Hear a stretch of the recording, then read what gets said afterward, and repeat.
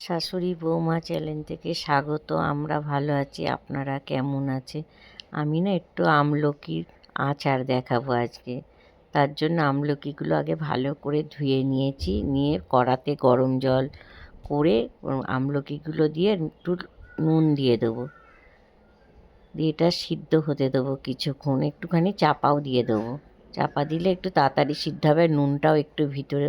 আর দেখুন কি সুন্দর বেশ ফুলে উঠেছে, মনে হচ্ছে যেন রসগোল্লা, এত ভালো লাগছে। আর কালারটাও একটু চেঞ্জ হয়ে গেছে একদম।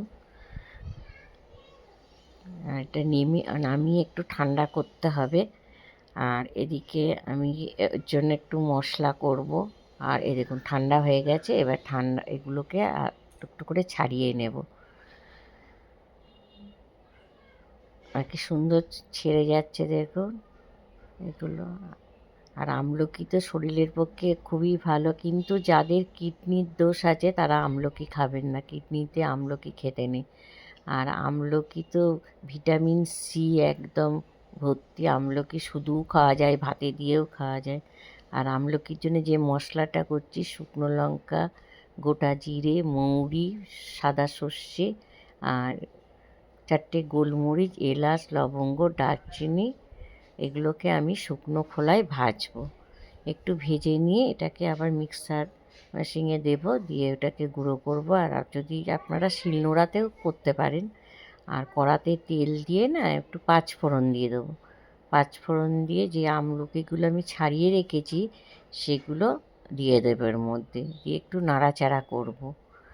নাড়াচাড়া করতে করতে এর মধ্যে একটু হলুদও দেবো, একটু কালার যাতে আসে ওর জন্য।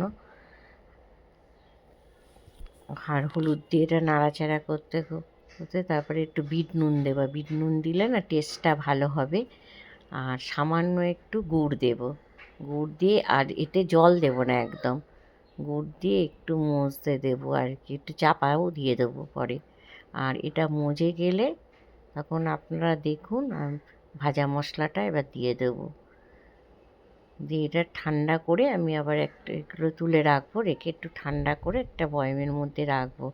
আর খেয়ে দেখবেন, যদি ভালো লেগে থাকে লাইক কমেন্ট শেয়ার করবেন। আর আপনারাও কে কীভাবে আমলকির আচার করেন আমাকে কমেন্টে জানাবেন। আর দুর্দান্ত লাগবে, খেয়ে দেখবেন। এই ভাতের পাতে খেতে পারেন, রুটির পাতে খেতে পারেন এটা।